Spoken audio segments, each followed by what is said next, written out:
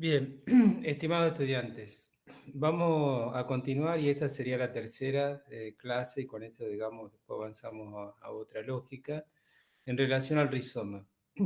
La primera, digamos, lo trabajamos a través de Cortázar. La segunda, a través, digamos, de las diferentes canciones, digamos, de La Llorona. Y para darle una dimensión vivencial, existencial, ¿no? Auditiva. Y ahora lo vamos a trabajar más simbólicamente, más en referencia filosófica, digamos, ¿no? Porque los autores son filósofos, Deleuze y Guattari. Y vamos a hacer un señalamiento desde ese orden. Entonces, de alguna manera, vamos a encontrar que acá estamos abrochando el tríptico, ¿sí? De la doxa, por toda la experiencia que ustedes han tenido de lectura de Cortázar, de vivencial, digamos, a través de la música, visual, corporal, por la cuestión, digamos, emotiva de esta relación, también, digamos, al leer a Cortázar, con los videos de Cortázar también. Eh, y luego, digamos, epistémica en relación del marco simbólico, ¿no? Y la tecné. La tecné, digamos, como, bueno, un saber hacer con esto del rizoma.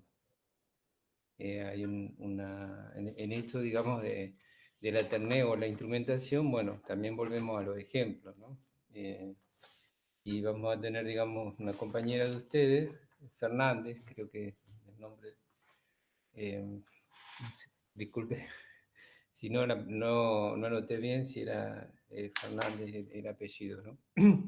Es una compañera, digamos, que es música y bueno, ella va a dar testimonio, digamos, va a dar ejemplo del hacer de ella en relación, digamos, ligado a pensar el rizoma, ¿no? De cómo un instrumento se relaciona, digamos, con otros instrumentos, que ese es un ejemplo que van a encontrar también en el Power. O sea, a partir de este teórico va a ir apoyado del testimonio, digamos, y el ejemplo que da esta estudiante, que, bueno, que también ha hecho un recorrido previo académico en la música y que, bueno, nos favorece, digamos, contando su experiencia y también nos favorece con su participación y el equipo le agradece y también está abierto a otros estudiantes que quieran participar desde su lugar de recorrido y que, digamos, puedan dialogar con lo que la cátedra propone. El Power de apoyo y un texto acerca del rizoma trabajado por Esther Díaz de Cóvila, que es una profesora ahora jubilada, que era la que estaba a cargo de la cátedra de epistemología en la UBA, en la carrera de filosofía, y ella, bueno, expone, digamos, a partir de un fragmento de una tesis de Néstor Perloguer, que, bueno, se infiere que ha sido jurado de tesis y expone un poco esta primera argumentación y lo toma de este fragmento y luego toma directamente lo que son, digamos, las referencias a las características del rizoma. Así que yo un poco voy a seguir ese texto, digamos. Bueno, en el Power hay otra referencia con otro recorrido, un poco más simple, no tan filosófico, pero me pareció interesante, digamos, incorporarle este artículo, publicado en una revista, ahí está la referencia cuando abran el archivo, digamos, porque da cuenta, digamos, de este discurso filosófico, de esta teorización. ¿No? Eh, entonces comenzamos. Vamos a comenzar con la etimología, ¿no? El rizoma, digamos, la definición de rizoma, ¿no? Es una palabra griega que significa raíz, ¿no? O sea que está tomado más específicamente de los bulbos rizomáticos, ¿no? Esta cuestión botánica, ¿no? Del proceder de la naturaleza. Se toma algo, digamos, que está en el proceder existencial, real, y se lo transforma, digamos, en un modelo de pensamiento, en un modelo de relaciones sociales. Y en una lógica, ¿no? Eso es lo importante. La lógica, pues la lógica estructura ese modo de relaciones sociales. Entonces, el rizoma es un tipo de tallo que crece de manera subterránea y en sentido horizontal, dando lugar al surgimiento de brotes y raíces a través de nudos, ¿no? Después tienen imágenes rizoma, hay células neurológicas que son rizomáticas, nerviosas, musculares, bueno, la columna vertebral, todo el paquete de la columna vertebral, de los nervios, digamos, que atraviesan y que van a todos los órganos, ¿no? Que tiene que ver mucho con todo el tema de la quiropráctica, ¿no? Los quiroprácticos trabajan estas cuestiones, ¿no? De los movimientos vertebrales donde mm, apretan, digamos, eh, ciertos nervios y estos nervios, digamos, imposibilitan o ciertos movimientos provocan, digamos, malestar en diferentes partes del cuerpo, ¿no? Entonces, la importancia de la columna vertebral y cómo se liga desde la columna a todo el cuerpo, ¿no? Es una visión que implica lo rizomático, pero también se liga a lo holístico.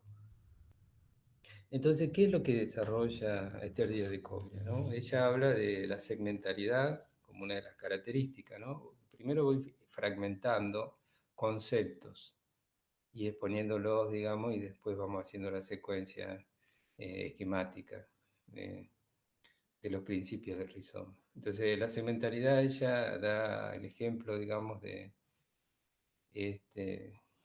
la muralla china, es decir, cómo primero fueron segmentos que después se fueron uniendo, ¿no? Cómo esta segmentalidad a la vez marca un territorio o divide un territorio, ¿no?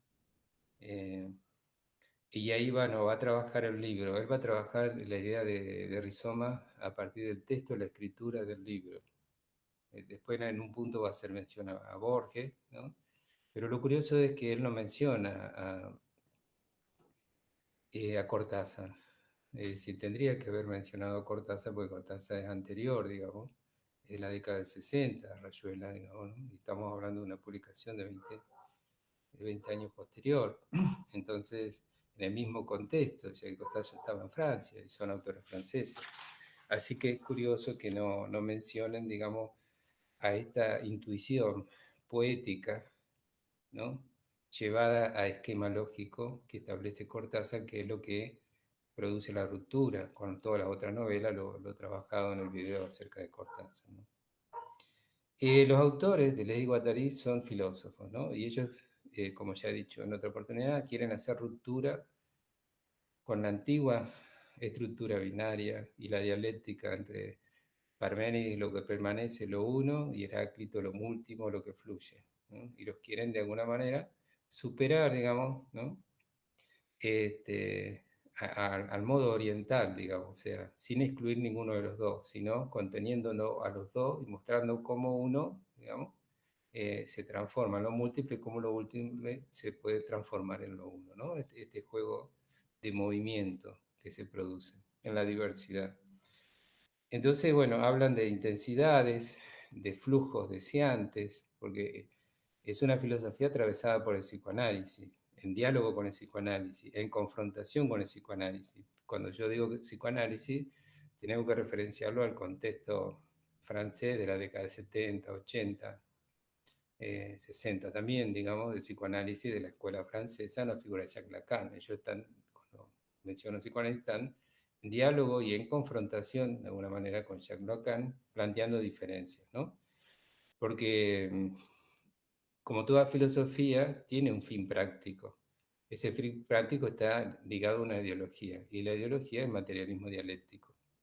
Por lo tanto, son autores que están, digamos, afiliados a ese orden, digamos, y bueno, hacen lectura desde lo filosófico. No es lo mismo hacer una lectura de lo filosófico sin tener un recorrido en el psicoanálisis, sin haber atravesado un análisis propio, sin tener la experiencia de ser analista.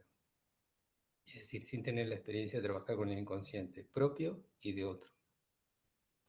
Entonces, el que realiza desde la filosofía un análisis de la teoría psicoanalítica la hace desde fuera, es decir, sin comprender, digamos, básicamente lo que nosotros queremos comprender, que es la estructura de la metáfora, es decir, la estructura, digamos, del inconsciente, el inconsciente como estructura metafórica.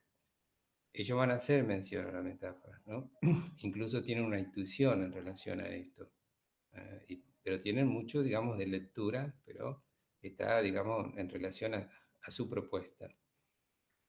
Una de las diferencias centrales, bueno, tiene que ver con la crítica, digamos. Ellos entendían el psicoanálisis como una teoría falocéntrica, por la categoría de falo, digamos, como organizador. Y otra de las diferencias centrales tiene que ver con que ellos entendían que el deseo tenía objeto. Eso es fundamental porque, bueno, en el psicoanálisis no hay objeto. Por eso el objeto es móvil, y porque no existe, sino que se va inventando, va reapareciendo. Si no, se quedaría cristalizado. Eso pensado en lo inconsciente y en la subjetividad. En cambio, esta teoría, al pensarlo en lo social, lo piensa ligado al capitalismo, ¿no? Entonces, el objeto, digamos, está ligado al dinero. Entonces, el movimiento, la concentración es en relación al capital. O sea, lo tópico, lo dinámico y lo económico están, digamos, pensados en términos sociológicos, en términos políticos, en términos de relaciones de producción, en términos, digamos, del marxismo. Entonces, digamos, bueno, producen una postulación muy diferente, digamos, a la que produce el psicoanálisis. No quiero interiorizarme para exponer, digamos, en relación de la filosofía, porque, bueno, eh, estaría nombrando filósofos y diferencias y demás, y eso en verdad no es lo que yo busco. Busco, digamos, que ustedes hayan tenido primero la experiencia, digamos, más humana, que creo que algo de eso se logró, ¿no?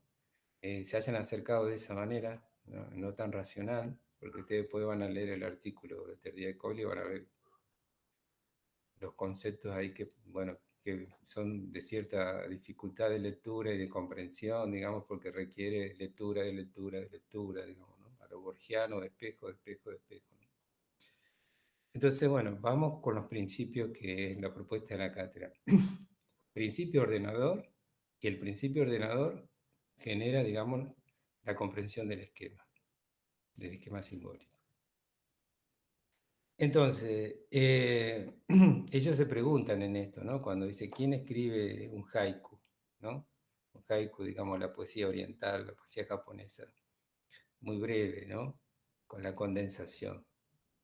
Esa condensación, ¿quién la escribe? ¿No? Porque están dialogando un poco con Foucault, que es un poco, digamos, su antecesor filosófico, Foucault. ¿Quién es un autor? Un libro de Foucault. Entonces ellos plantean de que, bueno, no hay, digamos, alguien que se pueda apropiar de esa autoría, sino que es algo que está en la cultura. Y de la cultura toma el sujeto. O sea, una lectura más sociológica. Eh, y bueno, plantean el concepto de meseta. Meseta es cuando se pasa, es un estado intermedio para pasar de un segmento a otro segmento, ¿no? Los segmentos tienen cierta conexión, heterogeneidad y conexión, que son los principios que estamos acercándonos a estos principios, ¿no? En cada segmento, digamos, se pueden transformar en territorios, que es otra categoría, ¿no? La categoría de territorios, y ahí otro concepto de ellos de máquina de guerra en relación a la defensa de los territorios. Esto ya es una lectura, digamos, que es muy útil como analizador. Bueno, acá les voy a tener que dar un ejemplo. En cuarto año, digamos, bueno, yo trabajé muchos años en psicología institucional, dando la cátedra de psicología institucional, ¿no? Y la cátedra actual de psicología institucional, y desde entonces, está estructurada sobre la epistemología rizomática. Así que le voy a dar una clase como si fuese el alumno de cuarto. Entonces, se toma esta lógica para aplicarla como análisis al ingresar a una institución. Entonces vamos a tener que esta categoría de lo uno y lo múltiple, es decir, de las conexiones, de las interconexiones, los segmentos, ¿no? Este, las rupturas que se producen, la cartografía, ¿no? La transversalidad, todas categorías. Entonces, te voy a dar el ejemplo. Ingresan a una institución, supongamos una institución educativa. Ustedes van a ver que está dividida por segmentos, ¿no? Docentes, profesores, estos profesores, digamos, en relación, digamos, de la transmisión, ¿no es cierto? Tienen secretarios, ordenanza, directores, son segmentos. Estos segmentos, digamos, pueden tener mesetas, o sea, espacios de conexión, o pueden estar fragmentados. A la vez, estos docentes tienen sus propios espacios que son territorios, ¿no? Territorios, estas materias que dictan. Esto lo pueden aplicar como categoría de análisis en la facultad, si quieren, es lo mismo. Y estos territorios, para defender los territorios, a veces entran en lucha, en competencia, y se transforman en máquinas de guerra, digamos, ¿no? Por la competencia que hay, uno, en relación al otro, por la territorialidad, la defensa del territorio. Sería la defensa de esa postulación, de esa dentro de esa máquina, digamos, ese flujo que se produce, es decir, a través de la teoría, defender una teoría, confrontar con otra teoría. ¿Sí? Eso produce todos movimientos de máquinas deseantes, dicen de Guattari. Son máquinas deseantes, pero máquinas de guerra, ¿sí? Cuando son de confrontación. Pero puede que no sea de confrontación. Es decir, lo que hay que lograr, digamos, en una intervención de un análisis institucional es la transversalidad. Es decir, que todos esos segmentos, digamos, que pueden estar separados, confrontados, digamos, que no haya, ¿sí?, diálogo, es quitar la verticalidad, romper esa horizontalidad que hace a la estructura y generar una transversalidad. La transversalidad quiere decir que todos pueden, digamos, tener la palabra, digamos, sin ese juego de la jerarquía, sin el juego imaginario. Y se puede circular la palabra, digamos, y de esa manera, digamos, unos a otros, digamos, pueden establecer un diálogo sin esta cuestión de la disputa, en la diferencia. Y ahí la multiplicidad se transforma en unidad, ¿no? Hay una unidad, esa multiplicidad se transforma en una unidad. Y la cartografía, digamos, también, la cartografía tiene un hilo común. El concepto de cartografía es muy interesante, porque la cartografía, una institución tiene cartografías que tienen atravesadas por líneas. Después también están las líneas de fuga, que es otra categoría. Las líneas son, es decir, una institución se puede leer. Una línea es la burocrática, o sea, la administrativa, otra línea es la ideológica, otra línea es la libidinal, ¿sí? Otra línea tiene que ver con el poder, con la lucha por el poder. Y uno puede tomar cualquier línea para analizar el resto, porque es un tejido. Entonces, desde una se entiende la multiplicidad. Toma cualquiera y con cualquiera puede ser una intervención. Estoy, digamos, haciendo referencia práctica a cómo se utiliza la teoría en relación de una lógica que se aplica, digamos, como una intervención para un trabajo analítico, digamos, desde esta posición de un análisis institucional. Así muy brevemente, ¿no?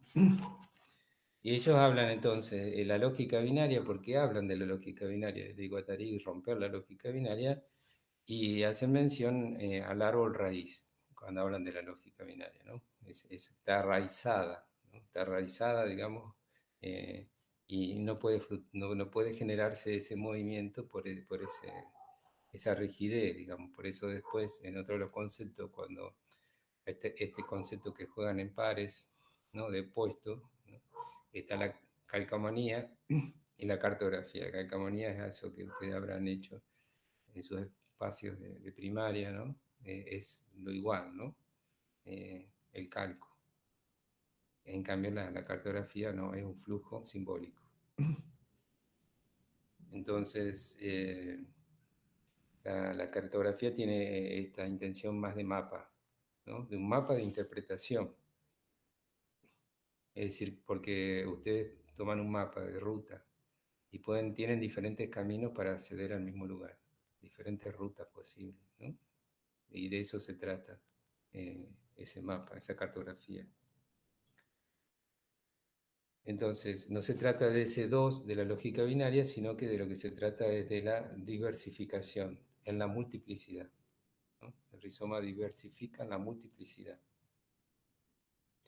Ellos analizan también, hacen un análisis etimológico, como yo les he propuesto, en relación a sujeto y objeto, y analizan que tanto, digamos, hay un común en la etimología, a la gramática, que remite a ot, que es lo que está arrojado fuera, ¿no? Lo que se arroja fuera, es decir, que es de lo subjetivo que aparece fuera, ¿no? Que aparece fuera en esto de relación de lo social. Hablan de poder metaforizar lo real, que es insuficiente, digamos, la lógica binaria para eso, lo cual es cierto, que es lo que venimos trabajando, por eso esta propuesta de ello. Y hablan del rizoma caos, ¿no? El caos, digamos, apelando a la teoría del caos de la física, ¿no? La teoría de la incertidumbre. Entonces, porque tienen que hacer ruptura con lo lineal. Lo múltiple no es lineal, porque se diversifica en diferentes direcciones, por lo tanto no es lineal. y el mapa tiene esa multiplicidad, múltiples entradas, múltiples salidas, ¿no? Y hay mapas conceptuales que son deseantes. El tema del deseo siempre está presente en Deleuze y Guattari el deseo, como intervención de los movimientos, de los flujos, de esos flujos de movimiento. Bueno, y después la autora, digamos, plantea, sigue, digamos, esta estructura. En el Power va a haber algunas diferencias. El rizoma como conexión y heterogeneidad, es decir, cualquiera se conecta con cualquiera, ¿no? La multiplicidad, ¿no? En lo múltiple es aceptar lo heterogéneo bajo el abrigo de lo uno, y solo existe una unidad cuando la multiplicidad es capturada por el poder del significante. Ellos incorporan el significante en diálogos con la escuela francesa. El significante tiene esta posibilidad de la multiplicidad, de la polisemia, pero también tiene el riesgo, digamos, de la calcomanía, cuando no se puede pasar de un significante a otro, cuando no hay un vacío de significación de ese significante. Y la ruptura significante, que es otro de los principios del rizoma, el significante ejerce una tiranía y ante ella las líneas de fugas pueden permitir, digamos, a través de la ruptura, volver al azar, a esto el rizoma como caos, volver al azar, a la multiplicidad, a lo instituyente. Esta categoría que después trabaja psicología institucional entre lo instituido y lo instituyente. O sea, lo instituyente es ese movimiento, ese flujo, eso que está en ruptura, digamos, y, ¿no? En una ruptura en movimiento. Entonces el rizoma fluye, ocupa territorio y también se desterroriza, o sea, sale de ese territorio, ¿no? Cambia, porque si solamente queda cristalizado en un territorio no puede cambiar. O dentro del mismo territorio produce cambios continuos, ¿no? O dialoga, digamos, lo heterogéneo, dialoga a través del pasaje, del flujo intermedio de la meseta con otros territorios. Cambia para que circulen esas intensidades de flujo deseantes. Y después el otro concepto de pares, cartografía y calcomanía. Ahí cita Borges, una cita de Borges, ¿no? En relación de esta intención de hacer un mapa tan extenso que se transforma en una calcomanía porque reproduce exactamente la realidad. Eh, y bueno, y critica a Freud. Critica a Freud en cuanto a dos casos, Freud, el caso Juanito y el caso Dora, donde Freud señala de que Freud quiere imponer su significante en el sentido, digamos, de sus representaciones, ¿no? Hacia, en este caso, aquellos con los cuales interviene. Hay algo de verdad en eso, pero Freud reconoce que fueron fracasos clínicos y reconoce por qué y dónde fue el fracaso, ¿no? Eso es interesante porque Freud, digamos, sus casos clínicos son fracasos, ¿no? Y son reelaboraciones después. O sea, él cuenta para poder repensar y reelaborar, digamos, aquello que trabajó y, bueno, cómo se pudo haber hecho de otra manera y teorizar y producir teoría a través de aquello, digamos, que fue un fallo en la intervención, ¿no? Y en seguimiento de ese acompañamiento. También critica la lingüística, ¿no? Que quiere atrapar en la gramática todo, calcando. Y ahí, si ustedes quieren, pueden recordar esto que les leí de Cortázar, donde, bueno, tenía este problema con el corrector que utilizaba una gramática, donde esta gramática de alguna manera fijaba las comas, ¿no? Fijaba el territorio de la narrativa.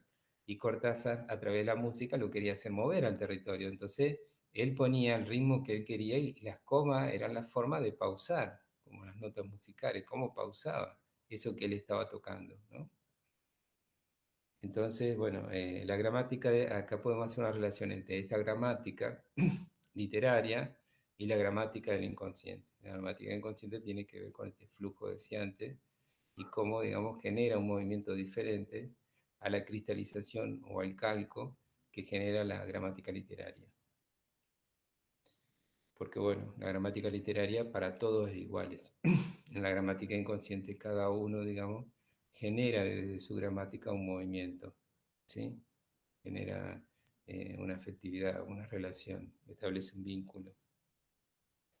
Eh, bueno, y ahí pues, también podemos pensar, bueno, esta categoría del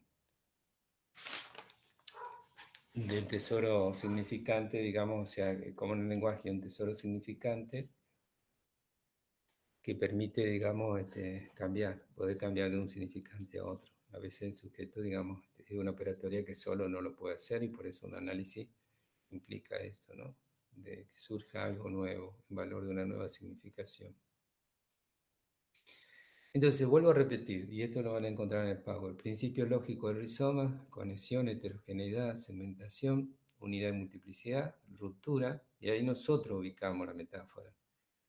Es decir, es más una propuesta nuestra de ubicar la metáfora como lugar que rompe la territorialidad, el territorio de una escritura, produce algo nuevo, ¿no? Porque no es lineal, se venía en una línea, si nosotros lo relacionamos con la epistemología clásica positiva, es positiva, ¿no? Secuencial, y es lineal.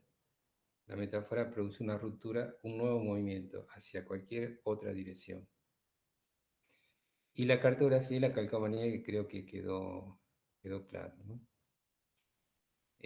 Bueno, ustedes van a ver ejemplos, digamos, de rizomáticos, por ejemplo, en el campo, tenga la imagen de cómo son las cuevas de las Vizcachas, o si ven documentales, los suricatas, una versión, digamos, africana, que tienen múltiples entradas y múltiples salidas, son rizomas, ¿no?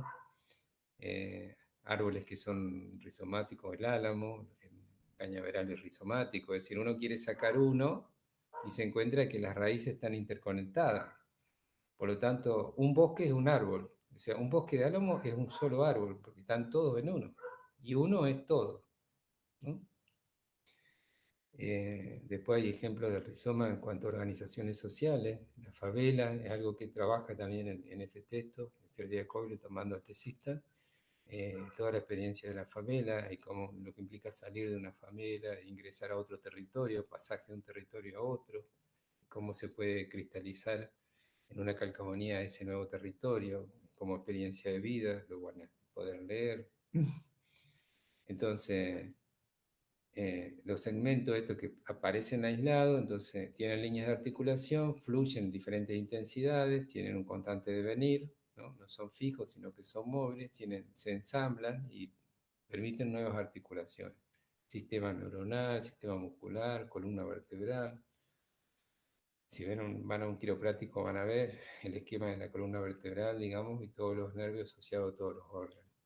Sistema nervioso. Entonces, en la multiplicidad encontramos esta resolución, ¿no? Que ya habíamos hablado, que antes en la filosofía hasta ellos, digamos, se mantenía la estructura binaria. Entonces, la ruptura significante produce esa nueva desterritorialización, ¿no? Por eso la ciencia rechaza la metáfora, ¿no? Porque rompe la linealidad, rompe lo explicativo, ¿no? Lo secuencial, ¿no? El protocolo científico. Hipótesis, ¿sí? Todo el desarrollo, bueno, ahí está el método que van a explicar y demás, y la conclusión, ¿no? En la literatura, introducción, desarrollo, conclusión. Este, lo de la cartografía creo que le quedó claro, porque es un concepto sencillo de entender. El mapa como cartografía, la misma cartografía si ustedes buscan imágenes de cartografía, la cartografía que se puede representar, por ejemplo, en la medicina china, tomando una parte del cuerpo, como por ejemplo los pies, ¿no? Para hacer una holística a partir de todo el cuerpo en los pies. Y bueno, también podemos articular los trípticos, ¿no? Pensar a través de la lógica los trípticos, como entre sujeto, objeto y método, ¿no? Sujeto y objeto que se disuelven en el fluir y se privilegia acá el método, ¿no es cierto? La dialéctica entre lo uno y lo múltiple. Sujeto y objeto se encuentran por momentos en líneas de articulación, pero a la vez son líneas de fuga, de segmentaridad, se desencuentran. Cada disciplina del método marca un territorio con su método, ¿no? Y flujos de deseo en relación al encuentro o desencuentro entre el sujeto y el objeto. Bueno, o sea, se puede ir leyendo, digamos, a través de la lógica, los trípticos.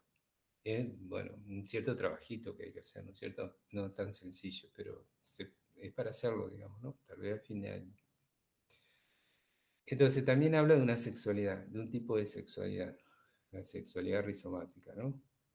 Como no hay un centro, ¿sí? No hay un privilegio, uno lo puede trasladar, no se lo voy a hacer yo, no, piénsenlo ustedes, lo pueden trasladar en términos de la sexuación, en términos genital, ¿no? En términos orgánicos.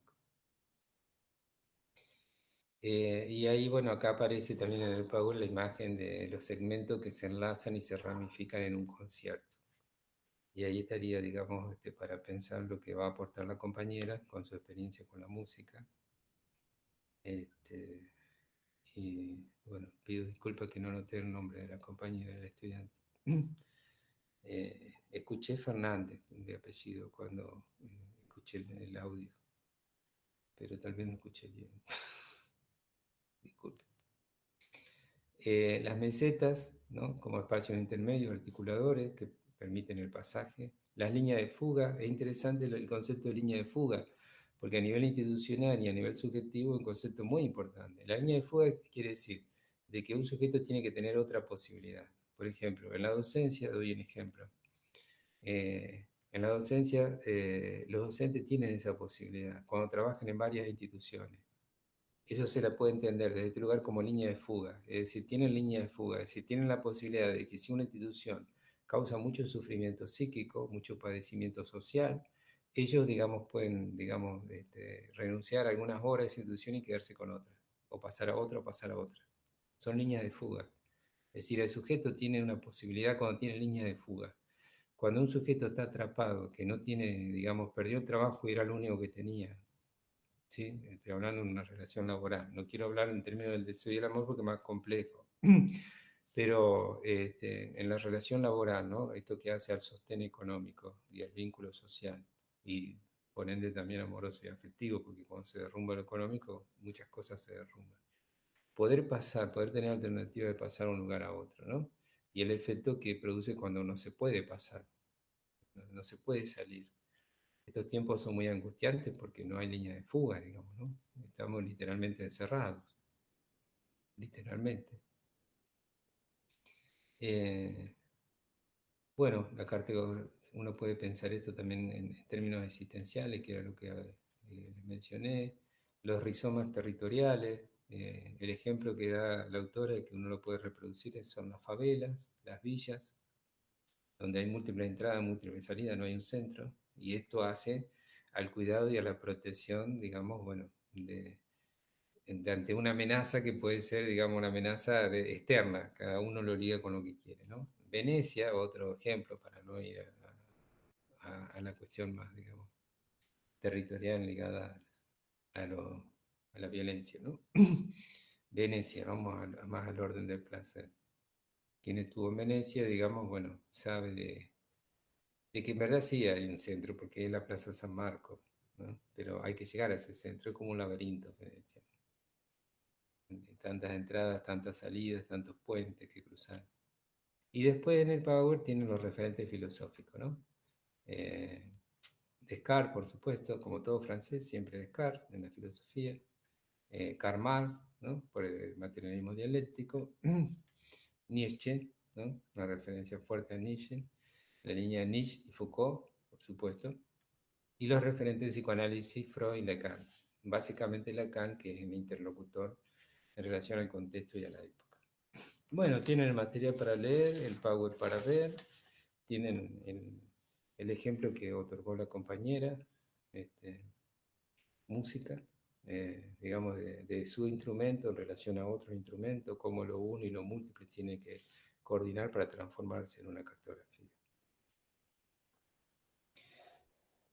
Bueno, creo que ya es suficiente, 3 teóricos con el rizoma es suficiente. Lo seguirán, digamos, desplegando y entendiendo en los años siguientes que ustedes tienen.